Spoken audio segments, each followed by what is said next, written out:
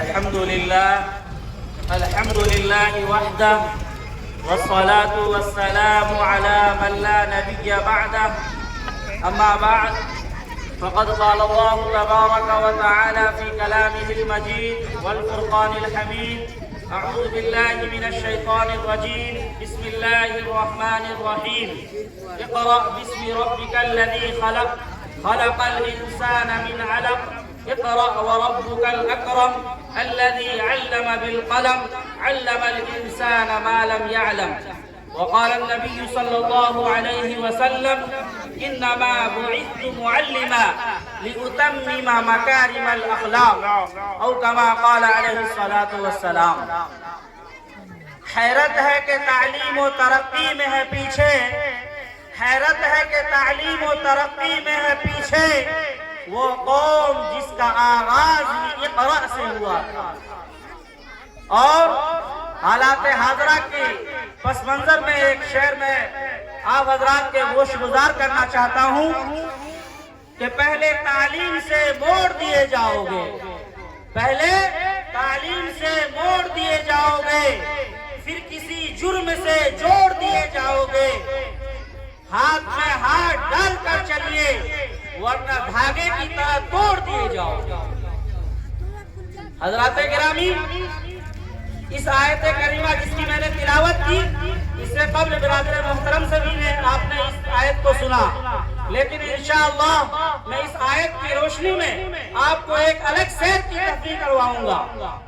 میں نے جو قرآن مقدس کی تلاوت کی یہ قرآن کریم کے 30ویں پارے کی سورہ علق کی آیتیں ہیں، اور ہم اور آپ بخوبی جانتے ہیں کہ جب آقا مدنی تاجدار مدینہ احمد مجتبی محمد مصطفیٰ صلی اللہ علیہ وسلم اللہ کی عبادت میں اپنے آپ کو منہمک کر دیا، آپ اللہ کی عبادت کے لیے جو ہے غار حرا کو اپنا اوڑھنا اور بچھونا بنا لیا. جب آپ کی عمر 40 سال کی ہوئی تو اللہ رب العزت نے آپ کو نبوت جیسے اعلیٰ مقام سے سرفراز فرمایا. تو جب آپ پر غار حرا میں یہ قرآن مقدس کی آیتیں نازل ہوئی تھی تو آپ صلی اللہ علیہ وسلم آپ جو ہے اس آیت کے اور قرآن کریم کے نزول کی وجہ سے آپ کی جسم اطہر پر ایک جو ہے لرزہ اور کپکپی طاری ہو گئی تھی.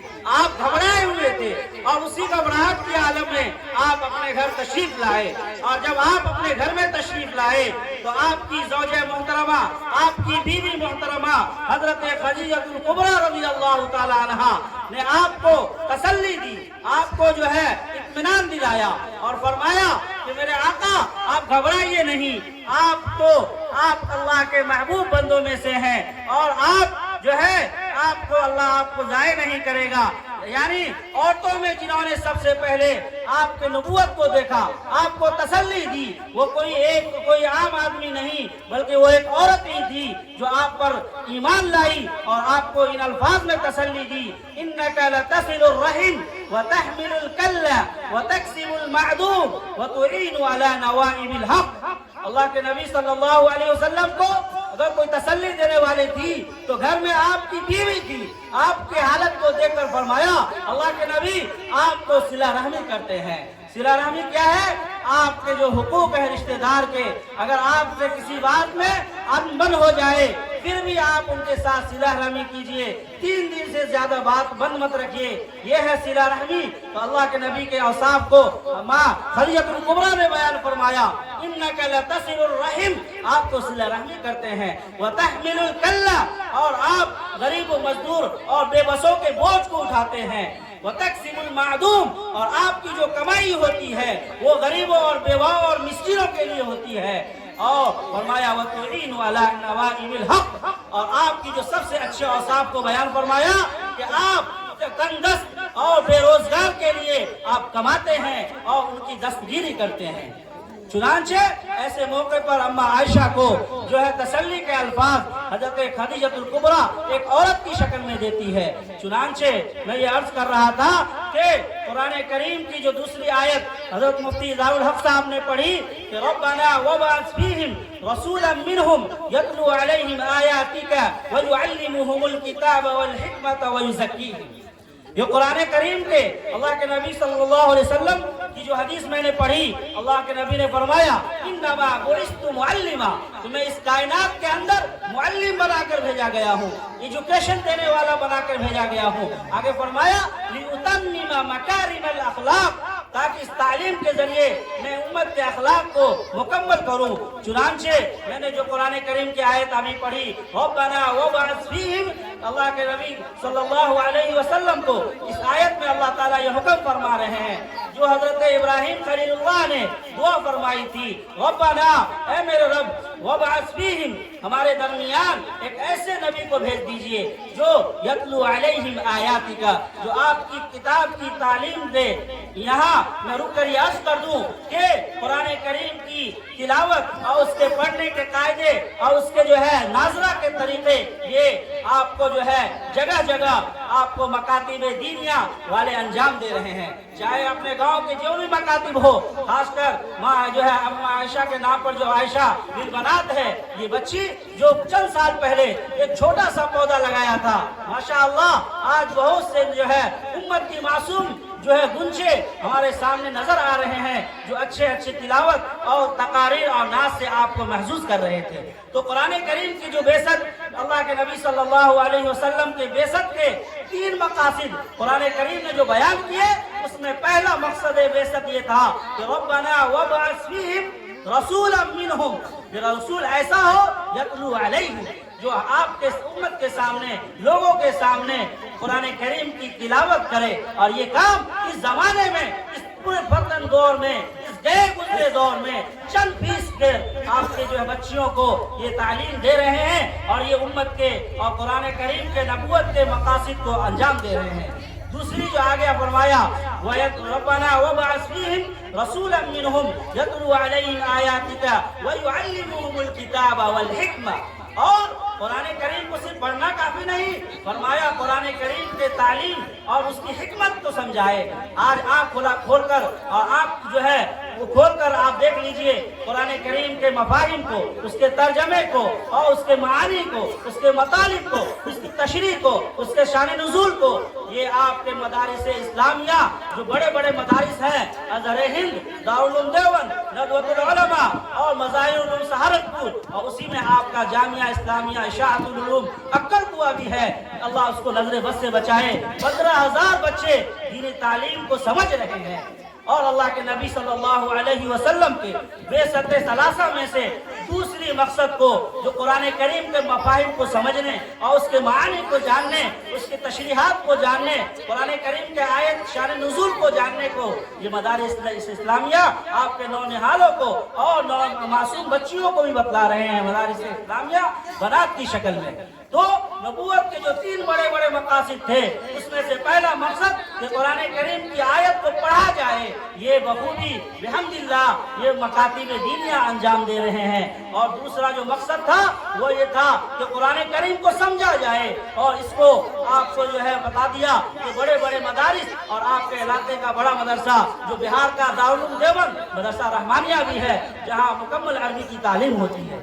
तो ये मदारिस इस्लामिया को आप हकीर न समझें, ये आपकी ईमान की भी हिफाजत कर रहे हैं और आपके शायर की भी हिफाजत कर रहे हैं। जब हिंदुस्तान पर कोई मसला उठता है, चाहे वो वक्त के मसले से हो, कब्रिस्तान के मसले से हो, मसाजिद के मसले से हो, मकातिब के मसले से हो, तो सबसे पहले जो उलमाए किराम सुपर पावर के शक्ल में और आगे बढ़कर उस चैलेंज का डट कर मुकाबला करते हैं। ये मदारिस इस्लामिया आपके ईमान के तहफ़्फ़ुज़ है और आपके जान के और आपके माल के भी तहफ़्फ़ुज़ के काम अंजाम दे रहे हैं। और तीसरा जो अल्लाह के नबी सल्लल्लाहु अलैहि वसल्लम के बेसते सलासा जो तीसरा अहम उमूर था आपके ज़िम्मे, वह युज़क्कीहिम, और आप लोगों का तज़किया करें। तो ये तज़किया का काम कहाँ हो रहा है? खानका रहमानी की शक्ल में। खानका रहमानी और इस जैसे जितने भी खानकाएं हैं या अल्लाह वाले मौजूद हैं, और ऐसा कानून नहीं है कि अल्लाह वाले खत्म हो गए। जिस दिन अल्लाह का कानून है कि अल्लाह ताला हर जमाने में औलिया को और अत्किया को पैदा फरमाते रहेंगे। बस ये है कि ये दुनिया है, एक औलिया के बाद दूसरा जो है औलिया वली और दूसरा मुत्तकी पैदा होते रहेंगे, और खानका की शक्ल में आपको जो है ये अकाबिर उलमा आपके दिलों का तज़किया करेंगे। जिस तरह जब हम बीमार पड़ते हैं تو ہمارا جسم بیمار ہوتا ہے تو ظاہری علاج کے لیے ہم ڈاکٹر کے پاس جاتے ہیں. اسی طرح جب آپ کا دل بیمار پڑتا ہے, ہمارا دل بیمار پڑتا ہے, تو اس کا تزکیہ, اس کا علاج یہ ہمارے اکابرین علماء تزکیہ اور دل کا پالش کرتے ہیں, دل کو پالش کرتے ہیں, صاف کرتے ہیں. یہ نبوت کے 3 مقاصد ثلاثہ تھے جس کو انجام دیا اور انجام دے رہے ہیں اس زمانے میں مکاتب دینیہ اور مدارس اسلامیہ اور خانقاہیں. میرے عزیز دوستو, آج جو ہم اور آپ مسلمان کی شکل میں نظر آ رہے ہیں یا ہندوستان کے اندر جو یہ اسلامی شناخت باقی ہے, ابھی حضرت استاد محترم مفتی عبد القادر صاحب نے جو بیان فرمایا کہ 100 سالہ حکومت امریکہ میں مسلمانوں کی رہی, لیکن ابھی وہاں اسلام کا نام و نشان بھی باقی نہیں رہا. وجہ کیا ہے؟ لوگوں نے اسلام کو چھوڑ دیا اور جس کی وجہ سے وہ ذلت اور پستی کے گار میں جا گرے.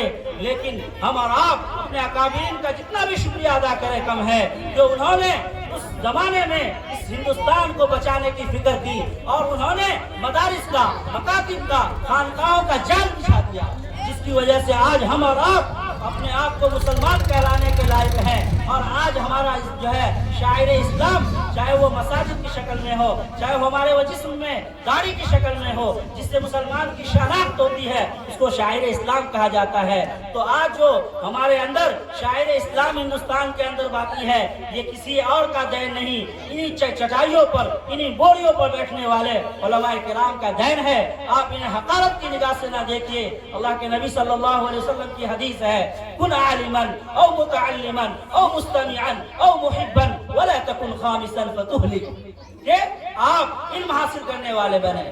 یا علماء کرام, اگر آپ علم حاصل نہیں کر سکے تو علماء کرام بنیں اور علم حاصل کسی کو کروائیں, یعنی آپ تعلیم دینے والے بنیں. او محبن, یا علماء سے محبت کرنے والے بنیں. او مستمعن, یا علماء کرام کے بیانات کو سننے والے, ان کی تقاریر کو سننے والے بنیں. ولا تکن خامسا, 5ویں نہ بنیں, یعنی آپ ان سے نفرت اور دشمنی رکھنے والے نہ بنیں. اللہ کے رسول کے الفاظ ہیں فتهلك, ورنہ ہلاک کر دیے جاؤ.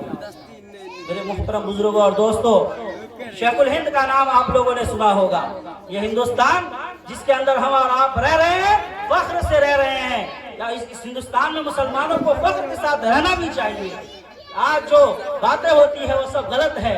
اس ہندوستان کے اندر ہم مسلمان بائی چانس نہیں, بائی چوائس ہیں. ہم نے خود ہندوستان کو پسند کیا تھا اور ہم رہ رہے ہیں اور انشاءاللہ قیامت تک رہیں گے. منہا خلقناکم وفیہا نعیدکم ومنہا نخرجکم تارۃ اخری.